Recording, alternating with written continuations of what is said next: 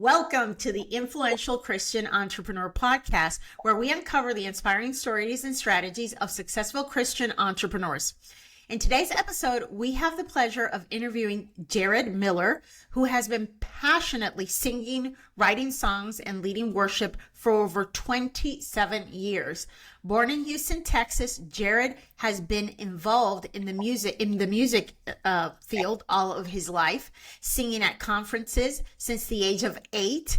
He has written and co-produced 10 records ranging from rock bands to solo and church worship projects. He has played with the likes of Jars of Clay, DC Talk, Skillet, Ricardo Sanchez, and Micah Tyler. Jared is also very passionate about leadership and personal development. He is a certified speaker, trainer, and coach by the Maxwell Leadership Group, right? By Maxwell Leadership and the Sam Chand Leadership Institute. He speaks and teaches at churches, conferences, workshops, and seminars all over the world, from America to Egypt to Nigeria to Panama. As an author, Jared has written 2 books, including his bestseller, Truth, The Lies We've Been Told. He has a passion to pour his life into like-minded servant leaders who are ready to connect and collaborate in their creative calling and mission in life. Thank you for being here. Welcome, Jared. How are you? Thank you so much. This is going to be so much fun. I'm excited to be with you today. Oh, one thing that I love about doing this podcast is people that I think I know, then I read their bios and I'm like, I didn't know. Like, I didn't know you did workshops and seminars all over the world. I didn't know you were singing since you were 8. So many things. I knew you were a singer and you have an amazing voice. I still have that single that you created for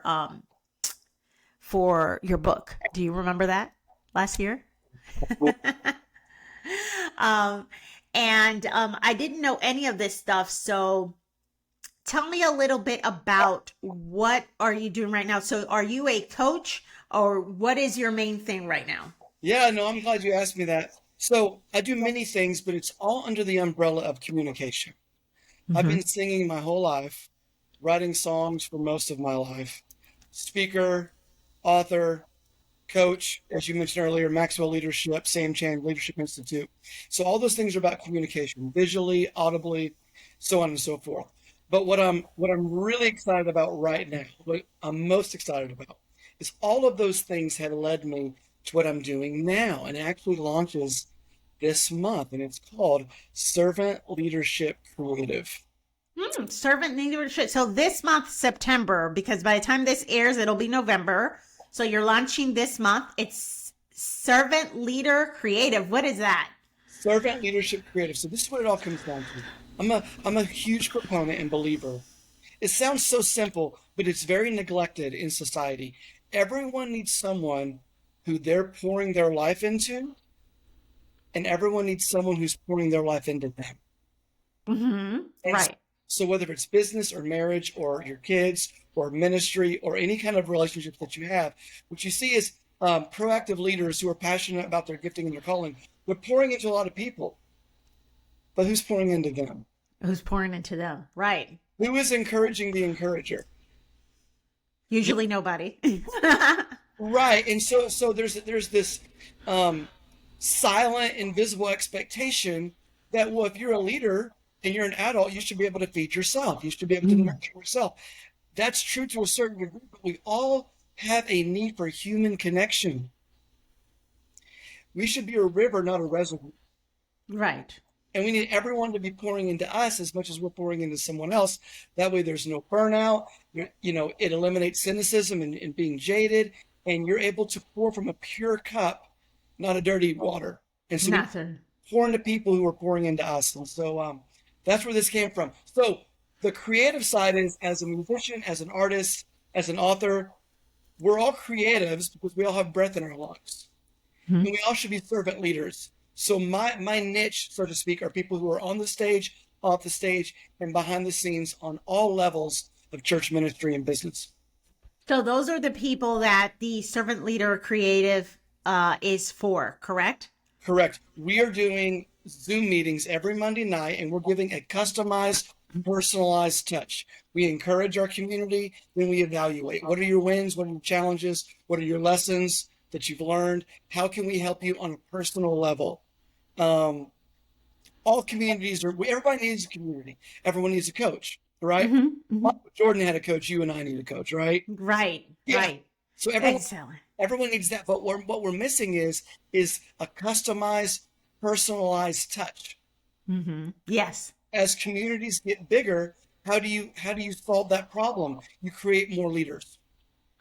Correct. And so To be. that's our pursuit and that's our passion. And so, are you doing this alone, or are you teaming up with someone to create this community and serve? Core team that's with me right now for Servant Leadership Creative. In fact, today is September the 6th. We launch on Monday, September the 11th. And it's amazing how when you lead from questions versus leading from instructions, the return that you. Mm-hmm. So like when I lead with instruction, I tell you what you can do. When I lead with questions, I discover what you can do. Yes. Right. In fact, questions are so important that oftentimes Jesus would answer a question with a question. Mm-hmm. And that's one of the biggest takeaways that I learned from Maxwell Leadership is that when you come to me with a problem and I give you the answer, I'm actually enabling you because I took away your power to think for yourself. Yeah. But if I ask you strategic questions and then you land and arrive on the answer that I would have told you, but you land there yourself, now you're empowered. And now you thought for yourself, and now you're going to take ownership of that answer. Mm-hmm. And so you will be serving people who are actively involved in ministry on the stage. I'm thinking, because you said on the stage, off the stage, I'm visualizing, and forgive me because I'm a little bit new to this, but is it people who are like the singers at churches, or? We're talking singers, we're talking musicians, we're talking audio technicians, people who do lights, people who do media, ushers, greeters, children's workers, young adult workers, college age workers. You know, I call them the more experienced group, the older, some people call them the XYZers. But anyone who's involved in any level of leadership, both personally and professionally, we want to be able to help them think, expand, empower them to go to a next level. Because again, leaders and volunteers are pouring into people, but who's pouring into them? Who's pouring into them? And so you're launching on September 11th. This is going to be a group. Is there going to be a certain length of time that this is going to, is it evergreen? Is it going to go on forever? How's it going to work? So part of me I'm still writing songs, I'm still writing books, I'm still ministering, I'm still speaking, I'm still singing. That's never going to stop. But this right here, this is going to last me for the rest of my life. It's an online community because people will never stop having a need to be pouring into. Got it. Always going to have that need. And based on your experience, you've been doing that for over 27 years. So you are extremely familiar with the needs and the pain points of these people, because that's what you've been doing for most of your life. So nobody better positioned to pour into those people than you. Well, it all started from a need that I had for myself. And so you have two choices. You can get bitter or you can get better. Yeah, those are the only choices. There's no way back, right? All right. And so you've been singing at church since 8. Have you always been a Christian? So the running joke in my family is that my mom gave birth on the altar. So I have been in church my entire life. In simple terms, the Lord got a hold of my heart at a very young age. I had the understanding of, hey, I want to give my life to the Lord. What I'm experiencing, what I'm feeling is very real. And even though at 6 and 7 years old, I didn't fully understand it, but I still experience it. And I think it's important for listeners and the audience to understand, just because you can't understand the fullness of God doesn't mean you can't experience the fullness of God. Right. Because we can never wrap our heads around it. Right.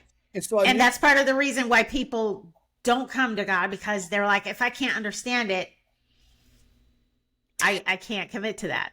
Right. And if you could fully understand it, it wouldn't take faith. Exactly. It wouldn't take faith because then for sure.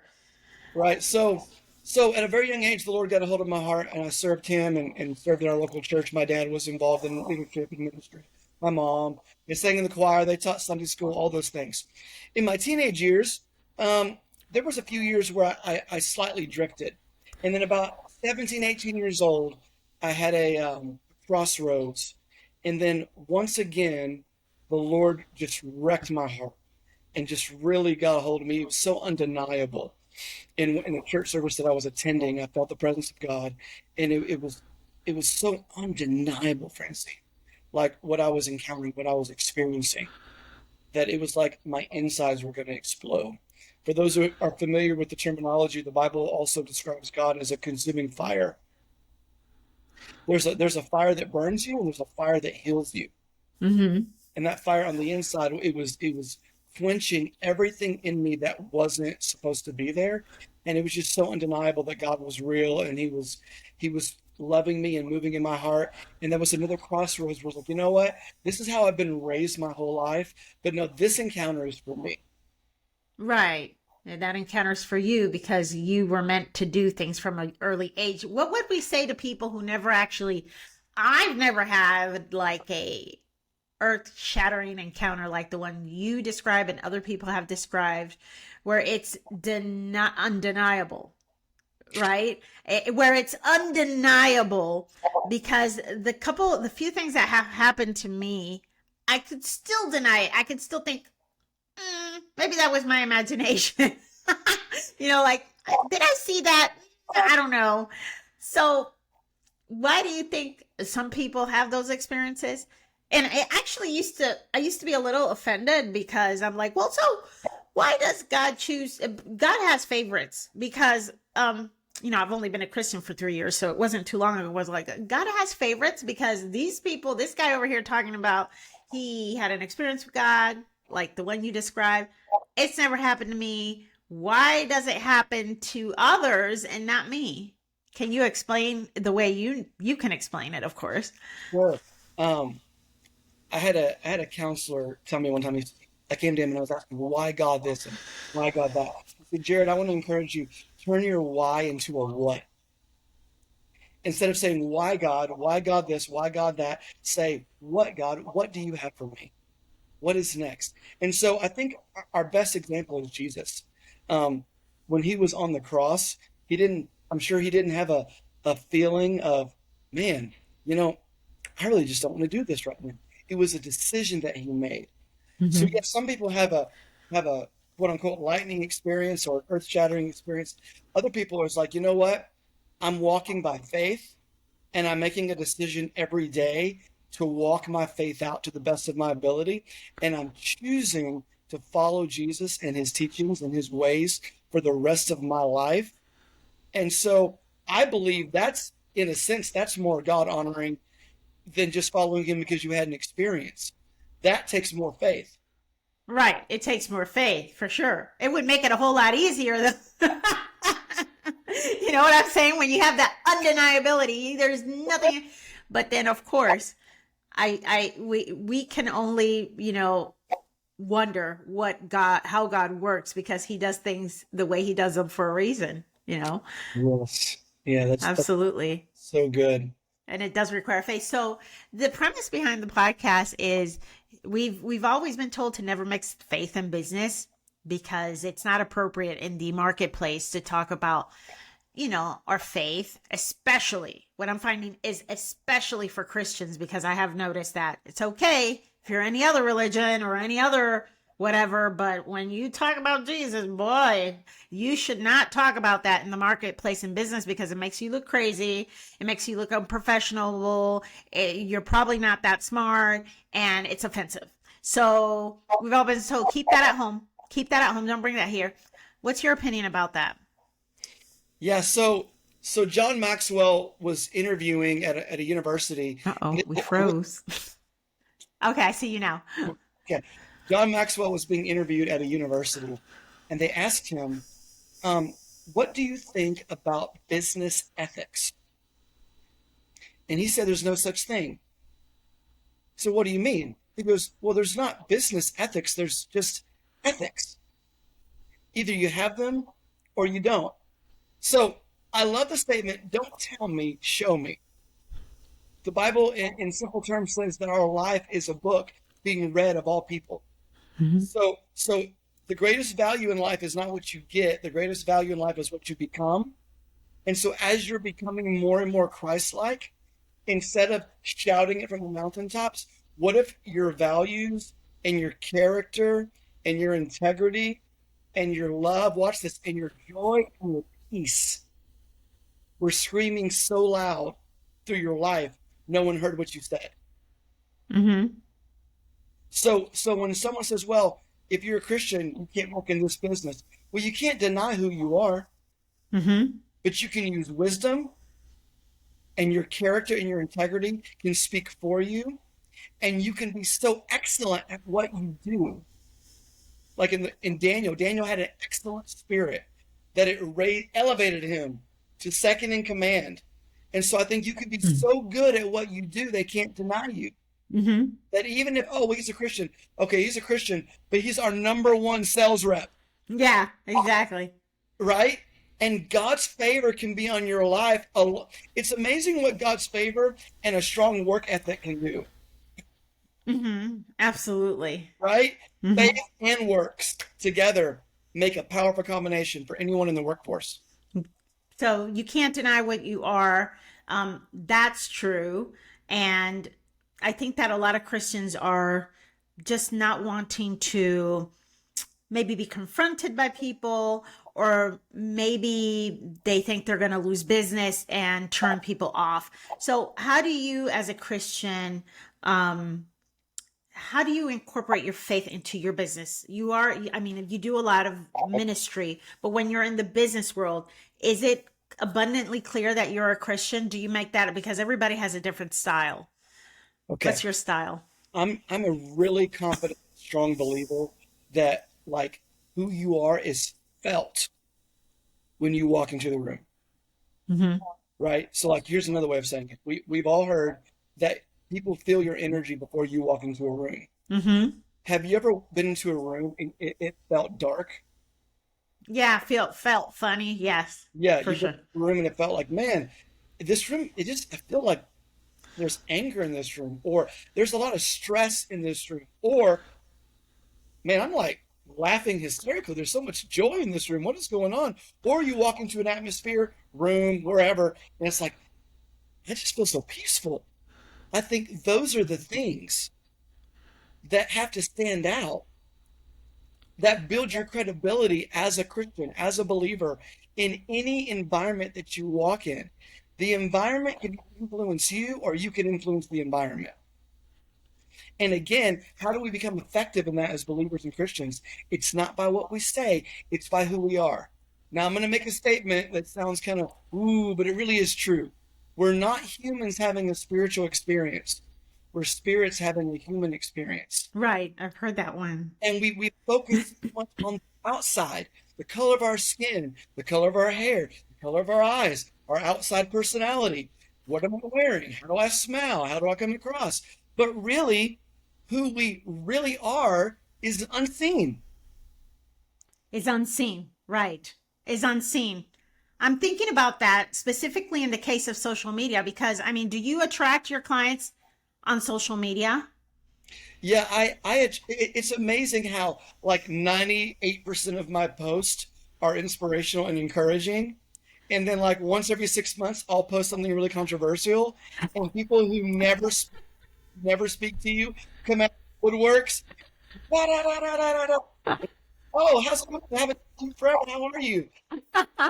This comes with the territory, you know? That comes with territory. So, but you said something there that, what did you say before that? It doesn't come across, right? So how do you do it? Like, because you use maybe social media for business, because you're an online entrepreneur, do you make it abundantly clear in the whatever you post that you're a Christian, or do you not? In your case, your audience would be Christians. So then in your case, it would be completely appropriate, right? To post about Jesus, to post about your faith. But what a lot of Christians have a problem with is when their ideal client is not necessarily a Christian. It could be, anybody. To what degree is it okay to express your faith or how should they do it? Do you have any? Yeah. No, this is awesome. So let me give you a formula that I've seen work time and time again. So it's no question that we live in a world where trust is very low. Mm-hmm. People are very suspicious of the term Christian. Oh, yeah, for sure. Okay? So why would they ever hear a word that we say if we haven't built rapport, if we haven't built trust? And so what happens is, and that takes time. Someone could have been hurt in the church, could have been hurt. Mm-hmm. People are people no matter where you go. Right. There's just an expectation that people in the church that shouldn't hurt you, but we're all flawed and we're all in need of a savior. So people are drawn to 3 steps. They're drawn to a community first. Everyone wants to belong. That's why we have different brands and different groups and different communities. Mm-hmm. So they're drawn to a community. They're looking for an identity. And from that community, they find Jesus. Mm-hmm. Once they find Jesus, they live their life for Jesus' mission. Mm-hmm. And it's usually, by and large, in that order. Some people will find Jesus off the bat. They have a Saul to Paul experience. They have what we talk about, an earth-shattering experience. Yeah. Bible. But most people are going to be drawn to a community that's attractive. It's salt and light. Or a person that's attractive. Let me give you a quick story. So a very close family friend, owns his own construction company. Mm-hmm. He does excellent work. So most of the time, contractors, people who own their own business in construction will build a house for someone, and that's it. One and done. The majority of his clientele and customers have his personal phone number, call him, speak to him, have a relationship with him long after the house has been built and the business has been done. Why is that? Because they're drawn to his spirit. Something in him is attracting them. It could be, man, he's peaceful, or he's joyful, or there's something that he has that I don't have, subconscious, that they're feeling inside. Right. And who gives their phone number like that for me to keep bugging him? What? And they're asking questions. Mm-hmm. So I don't believe we have to scream Jesus. I think we need to live Jesus. Mm-hmm. And that is the biggest difference maker in people's lives. They're saying, you know what? Thank you for not trying to convert me. Mm-hmm. Thank you for connecting with me. Absolutely. Yeah, because that's one of the reasons why people are so suspicious about the word Christian, because it has been misused. Unscrupulous people have used it, or people who've meant well but haven't gone about it in the right way, and so they've kind of given us all a bad name. So that suggestion right there is the way you live, the way you come across, the way you treat people, because actions speak much louder than words, of course, right? Yeah, it's so true. Absolutely. Absolutely. And so tell us, Jared, how can people who are in this, who are very active in ministry, the people who are on the stage, the singers, musicians, everybody who is managing the lights and the music, how can they contact you? By the time this podcast airs, it'll be November, so it'll be a couple of months since you've launched, but you said that this will be an evergreen thing, correct? Absolutely. Okay. And so how would they find you? Can you give us your information that I can also put in the link of the show notes? Absolutely. So if you're on Instagram, you can go to my personal page at Jared Miller Official, and then also Servant Leadership Creative on Instagram, Okay. at SLC. On Facebook, you can reach out to me, Jared Miller, also, and then also via email, servantleadershipcreative@gmail.com. Servant leadership created. Okay, I will make sure to put those notes. And if I'm missing any of those, please make sure to send me an email with any of those, all the links that you want me to add so that people don't have a problem finding you. So I want to thank you, Jared, for giving us your insights and how you see things. It's always refreshing to hear, what a committed Christian has to say. And it's so insightful, and it's actually a big relief for so many of our online entrepreneurs out there who are Christians, who feel that suddenly they have to go on out there and start writing scripture and talking about Jesus and all the fire and brimstone thing. That's not how it has to be. In fact, that's not how it shouldn't be necessarily, right? Depends on what you're being called to do. But it's more about what you do than what you say. So keep that in mind, guys. And if you are a Christian CEO or executive seeking to authentically integrate your faith and professional brand on LinkedIn to inspire others to further God's kingdom and leave a legacy, let's connect. My website is francineSinclair.com. Or you can email me at hello@francineSinclair.com. I want to thank you all for listening to this podcast episode. Make sure to connect with Jared Miller. Find him on Facebook. Find me on Facebook and LinkedIn as well. And we will be back next Tuesday with another amazing guest. Take care, everybody. Goodbye.